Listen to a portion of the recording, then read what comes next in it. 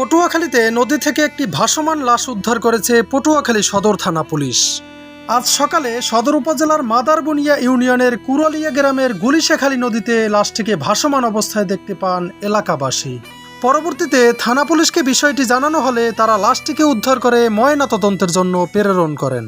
আমরা লাশটা নদীর পাড়ে আমরা দেখতে পেয়েছি এবং লাশটা উপর হয়ে আছে।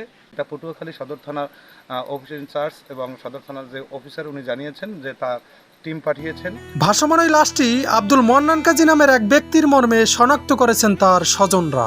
নিহত আব্দুল মন্নান কাজী পার্শ্ববর্তী বড়বিঘা ইউনিয়নের সিকাওবনিয়া গ্রামের বাসিন্দা। জানা যায় গতকাল সকালে নদীতে গোসল করতে গিয়ে নিখোঁজ হন আব্দুল মন্নান। এরপরে ফায়ার সার্ভিসের সহযোগিতায় অনেক খোঁজাখুঁজির পরেও পাওয়া যায়নি তাকে। অবশেষে আজ সকালে তার মৃতদেহটি নদীতে ভাসমান অবস্থায় দেখতে পান কুরালিয়া গ্রামের বাসিন্দারা।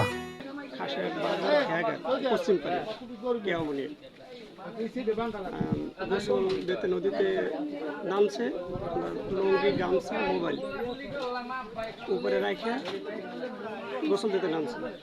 আমরা পরে ওই স্থানীয় মানে কেউ দিয়ে পায় না, হ্যাঁ, শুধু খালি তার গামছা গামছা আর ওই মোবাইলটা এগুলো পাওয়া গেছে। ফজরের নামাজের সময় উজু করতে অথবা গোসল দিতে যাওয়ার সময় উনি নিখোঁজ হয়েছেন। ওনার গামছা এবং চাবির সোরানি ওখানে সংরক্ষিত রাইখা উনি গোসল দিতে তারপর আর ওঠে নাই। এই পতলোকে আপনার পটুয়াখালী ফায়ার সার্ভিসের সহযোগিতায় অনেক খোঁজাখুঁজি, সারাদিন রাত্র খোঁজাখুঁজির পরে আজকে সকাল নাগাদ আবার চেয়ারম্যান সাহেব জানিয়েছেন যে মেম্বার সাহেব কোথায়, আমি পরিষদে আসিনি, এই বাসায় আছি, অর্থাৎ জলদি আসেন। আমরা ওই লাস্টার সংবাদ পেয়েছি, খোঁজ পেয়েছি। এ ঘটনায় নিহতের পরিবারে বইছে শোকের মাতম।